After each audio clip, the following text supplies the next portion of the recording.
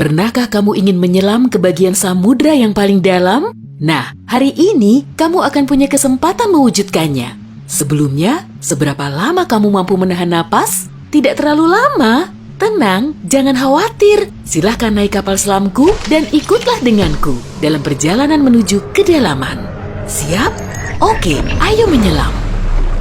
Saat ini, tepat di bawah permukaan, kamu melihat banyak makhluk hidup berkeliaran di sini. Banyak sekali ikan dan hewan laut, serta halo, orang-orang yang sedang berenang melambaikan tangan ke kita. Tapi kita tak akan berlama-lama di sini. Dadah! Pada kedalaman 20 meter, ada dunia baru yang terbuka di depan matamu. Terumbu karang dangkal tumbuh dengan indah tidak jauh dari pantai. Dan hey, kita bertemu banyak orang lagi di sini. Tapi kali ini, mereka adalah penyelam scuba. Tanpa peralatan khusus ini, tekanan air di kedalaman ini tidak ramah bagi penyelam biasa. 40 meter adalah kedalaman tempat kita berpamitan, bahkan kepada penyelam rekreasi. Ini adalah batas maksimum yang diizinkan untuk mereka. Selamat bersenang-senang, teman-teman. 60 meter, dan kita bertemu orka pertama. Paus ini mendiami perairan yang relatif dangkal di hampir semua laut dan samudra di dunia. Tahukah kamu bahwa orka adalah predator puncak? Artinya, orka tidak punya musuh alami dan tidak ada yang bisa mengalahkannya. Pada kedalaman 70 meter, kita bertemu dengan hiu paus, spesies ikan terbesar yang diketahui dunia dengan berat mencapai 60 ton. Umurnya pun lumayan panjang, semoga panjang umur selalu ya. Hiu paus bisa hidup sampai sekitar 130 tahun. Sekarang, lihatlah keluar. Jika kamu melihat penyelam scuba, artinya dia adalah seorang profesional. Karena pada kedalaman 100 meter, mereka harus sangat berhati-hati agar tidak terkena penyakit dekompresi. Penyakit ini terjadi jika kamu naik terlalu cepat ke permukaan. Dan jika beruntung, kamu juga bisa melihat gurita Pasifik raksasa. Dia tinggal di perairan dingin mulai sedalam ini dan sampai kedalaman 2000 meter. Sekarang, kita memasuki bagian samudra yang gelap. Pada kedalaman 150 meter, hanya 1% cahaya dari permukaan yang sampai ke sini. Sisanya diserap oleh air. Segala sesuatu yang lebih dalam dari sini akan menjadi semakin gelap. Hei, lihat! Pada kedalaman 200 meter, ada oarfish raksasa yang mengitari kapal selam kita. Makhluk ini diyakini sebagai penyebab dari semua penampakan ular laut. Dan banyak yang salah kaprah. Terkadang, mereka berenang ke permukaan dan menakuti para pelaut dan perenang. Tidak heran, panjang ikan ini bisa sampai 11 meter. Pastinya cukup untuk membuat bulu kuduku berdiri. Oke, sekarang kita berada di kedalaman 300 meter. Dan sebentar, makhluk besar apa yang ada di luar sana itu? Oh, aku tahu. Itu kepiting laba-laba Jepang. Kamu bingung kenapa laba-laba? Tuh, lihat saja kaki mereka. Dan jawabannya akan datang kepadamu tanpa butuh petunjuk lain. Omong-omong, kaki-kaki ini juga yang mendominasi ukuran makhluk ini. Tubuh kepiting seperti ini biasanya hanya selebar setengah meter. Mari masuk lebih dalam. Dan di kedalaman 500 meter, kamu akan melihat paus biru terakhir.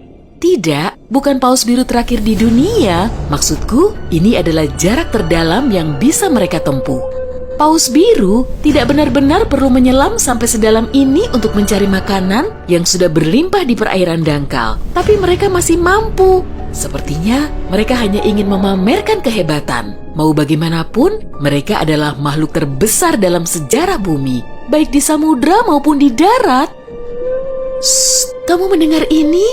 Ini adalah suara yang dibuat paus sirip untuk berkomunikasi dengan teman-temannya dari jarak berkilo-kilometer. Mereka bisa melakukan ini berkat saluran SOFAR atau saluran laut dalam yang umumnya dimulai dari 600 meter, tapi kedalamannya dapat bervariasi.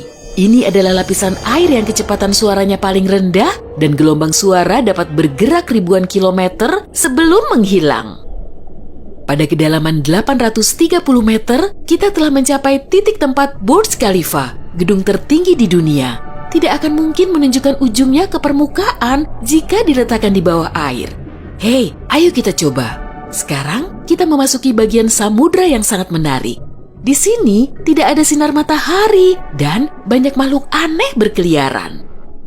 Salah satunya adalah cumi-cumi raksasa. Ya, yang luar biasa besar itu. Dia mendiami kedalaman 900 meter. Bayangkan makhluk dengan mata sebesar frisbee. Paus sperma memburu monster ini, tapi mereka dijamin mampu melawan balik. Melihat mereka bertemu adalah pemandangan yang menegangkan. Dan disinilah kegelapan pekat akhirnya menyelimuti kita. Zona tengah malam. Tekanan di sini sangat besar, sehingga jika kamu entah bagaimana bisa sampai ke sini tanpa kapal selam, kamu akan hancur dalam beberapa detik. Dan lebih malangnya lagi, tanpa melihat apapun, pasti tidak mau kan? Kembali ke topik. Di kedalaman 1100 meter terdapat Mata Barat, salah satu gunung berapi samudra terdalam di dunia. Letusan terakhirnya terjadi pada tahun 2009 dan bahkan direkam oleh kendaraan yang dioperasikan dari jarak jauh. Di kedalaman 1280 meter, kita melihat hiu putih besar yang ganas. Predator ulung ini adalah jagoan di kedalaman ini. Penglihatan mereka agak buruk dan mereka bergerak menggunakan indera penciuman. Jadi, mereka sama sekali tidak membutuhkan sinar matahari untuk memburu mangsa. Aku tidak melihatmu, tapi tetap akan memakanmu. Selain itu, penyu belimbing, penyu terbesar di dunia, menyelam di kedalaman yang sama. Apa mereka sengaja menyelam sampai sini untuk bermain dengan hiu putih besar? Wah, lihat jala-jala besar itu. Kita sekarang berada di kedalaman 1500 meter, tempat metode penangkapan ikan bernama menangkap semua digunakan. Jala di sini akan diseret di sepanjang dasar samudra, menangkap apa saja yang kurang beruntung di sana. Mengenai seberapa merugikannya metode ini bagi kehidupan samudra, biar kamu sendiri yang menilai. Pada kedalaman 1830 meter, jika berada di Grand Canyon, kita akan duduk di titik terendah dan terdalamnya. Bayangkan semua curug di sana terisi penuh oleh air, maka seperti itulah pemandangan di sini.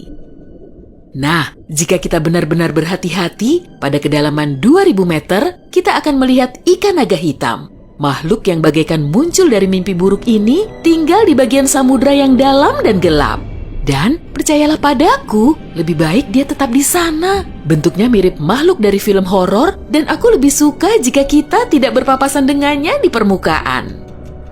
Pada kedalaman 2250 meter, kita harus berpamitan dengan paus sperma. Ini adalah titik terdalam yang bisa mereka selami. Dan mereka memang tidak punya urusan untuk menyelam lebih dalam lagi. Mungkin kalau mereka berburu ikan naga hitam, atau justru mereka yang diburu. Mustahil, perbedaan ukuran mereka terlalu besar. Panjang paus sperma bisa mencapai 19 meter, yang menjadikannya paus bergigi terbesar di dunia. Tidak banyak makhluk laut bisa melawannya. Semoga kapal selam kita punya lampu sorot yang kuat ya, karena tanpanya kita tidak akan bisa melihat keindahan terumbu karang samudra dalam yang super indah di kedalaman 3000 meter. Terumbu karang ini dapat ditemukan di setiap samudra dan sayangnya tidak bisa dilihat tanpa peralatan khusus untuk menyelam di samudra dalam. Oke, mari terus melangkah lebih dalam. Dan di kedalaman 3.700 meter, kita mencapai kedalaman rata-rata samudra dunia. Mulai sekarang, perjalanan menuju kedalaman yang sebenarnya dimulai. Dasar samudra rata-rata telah kita lewati, jadi sekarang saatnya menyelami celah terdalam.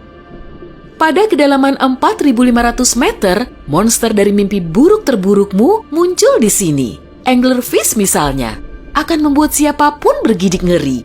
Giginya yang panjang dan bengkok, serta antena di kepalanya untuk memikat mangsa, sudah cukup untuk menimbulkan rasa takut, bahkan di hati orang-orang yang paling berani. Tapi yang lebih mengerikan, mungkin adalah makhluk yang disebut swallower hitam. Itu adalah monster mirip belut yang memiliki perut super elastis dan mampu menelan mangsa yang ukurannya 2 kali lipat.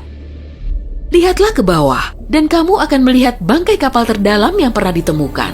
SS Rio Grande di Atlantik Selatan yang tenggelam pada tahun 1941 dan mencapai kedalaman 5.760 meter. Tidak heran, kapal ini baru ditemukan 55 tahun kemudian. Sekarang, bagian samudra terdalam dan tergelap dimulai. Kita menyelam ke Palung Mariana.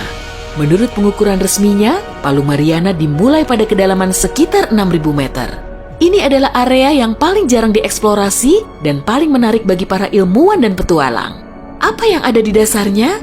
Baiklah, kita akan melihatnya. Tapi selagi masih dalam perjalanan, aku akan menunjukkan hal-hal lain yang ada di sini. Misalnya, ini adalah ikan terdalam yang pernah ditemukan. Namanya ikan siput. Dan dia tinggal di kedalaman 7.900 meter. Tubuhnya tembus cahaya sehingga kamu bisa melihat menembus kulitnya.